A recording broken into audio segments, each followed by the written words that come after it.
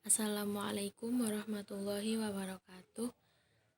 Saya akan menjelaskan sedikit tentang review dari kajian Ihya Ulumuddin bab keajaiban hati. Di sini yang akan dibahas yakni mengenai maksud dari roh, nafas, hati, dan akal. Pertama adalah hati, ditujukan untuk dua pengertian. Yang pertama, daging yang berbentuk buah sanaubar terletak di dada sebelah kiri, dinamakan daging khusus dan di dalamnya ada lubang yang terdapat darah hitam. Itulah sumber nyawa. Di definisi hati yang pertama ini adalah organ yang ada dalam tubuh, yakni jantung, di mana mempunyai tugas untuk memompa darah ke seluruh bagian tubuh. Selain ada dalam tubuh kita, dalam organ kita, jantung ini juga berwujud pada hewan dan juga manusia yang sudah mati. Kemudian pengertian yang kedua yakni yang halus, ketuhanan, dan kerohanian. Definisi yang kedua ini menyangkut dalam artian secara harfiah atau bahasa, di mana hati merupakan tempat mengetahui, merasakan, dan mengenali suatu ilmu ataupun perkara yang berasal dari Allah. Yang kedua adalah nyawa atau ruh, ditujukan untuk dua pengertian. Yang pertama yakni tubuh halus atau jism latif. Yang dijelaskan dalam definisi ini bukan seperti aliran darah di mana yang mengalir di dalam seluruh tubuh kita, melainkan di sini dijelaskan itu seperti unsur halus berupa uap yang berasal dari pemanasan hati. Diibaratkan itu nyawa adalah seperti lampu. Jadi berjalannya nyawa dan bergeraknya pada batin itu seperti bergeraknya lampu pada sudut rumah dengan digerakkan oleh penggeraknya. Kemudian pengertian yang kedua yakni yang halus dari manusia yang mengetahui dan merasa.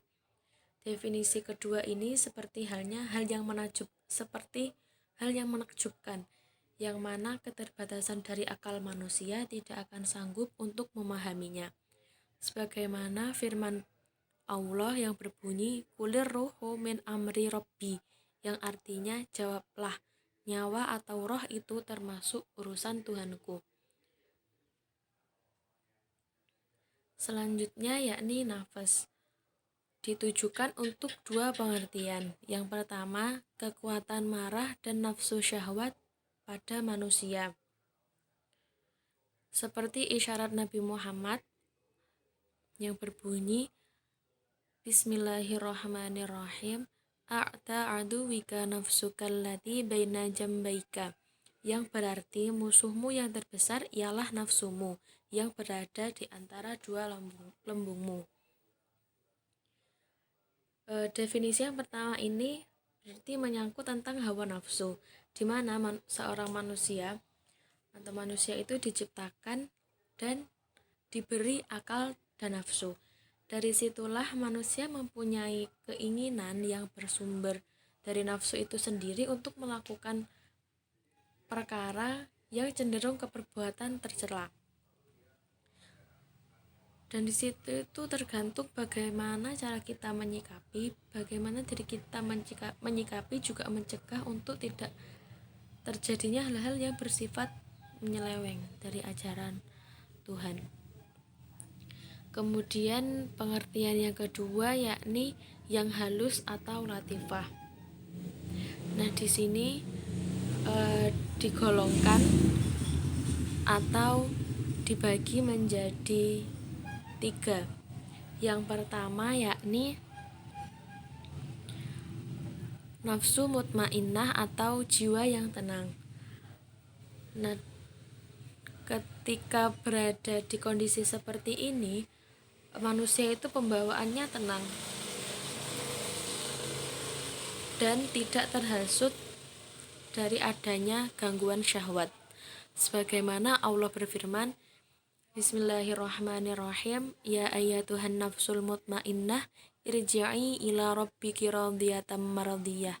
Yang artinya, hai jiwa yang tenang dan tentram, kembalilah kepada Tuhanmu, merasa senang kepada Tuhan dan Tuhan merasa senang kepadanya. Kemudian yang kedua yakni nafsul lawamah. Ketika dalam kondisi ini manusia pembawaannya tidak sempurna atau lebih mudah teledor ketika sedang melaksanakan perintah-perintah kepada Allah. Seperti yang difirmankan, yang artinya, dan aku bersumpah dengan jiwa yang amat tercela. Kemudian yang ketiga yakni nafsu amarah bisu, yakni menurut kepada kejahatan. Nah, kondisi seperti ini, nafsu atau syahwat ini lepas dari tantangan, tidak mau melawan hawa nafsunya sendiri. Jadi membiarkan syahwatnya, membiarkan setan untuk memengaruhi tubuhnya. Jadi cenderung patuh dan juga tunduk terhadap panggilan syahwat.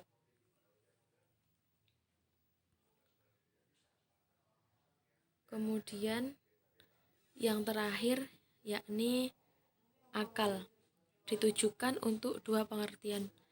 Yang pertama, pengetahuan tentang hakikat segala keadaan. Maka akal itu ibarat dari sifat-sifat ilmu yang tempatnya di hati.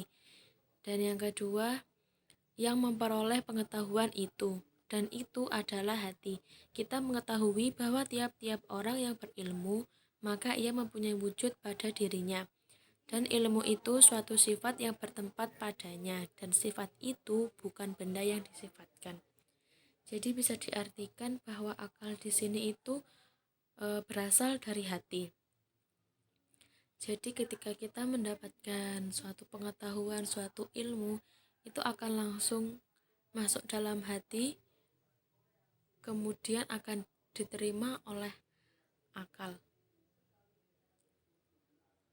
Akal ini jika kita tangkap dari penjelasan di kitab Ihya, akal bertempat atau bersumber di hati, tidak berada di otak. Karena Imam Ghazali sendiri juga menjelaskan, jika menjelaskan dalam kitab ini, jika sumber dari segalanya, sumber dari yang ada dalam tubuh kita atau softwarenya tubuh kita itu ada di dalam hati. Jadi segala pengetahuan, segala apa yang kita dapat dari Tuhan itu akan langsung dicerna di dalam hati. Mungkin sekian penjelasan yang bisa saya sampaikan. Apabila ada salah kata, saya mohon maaf.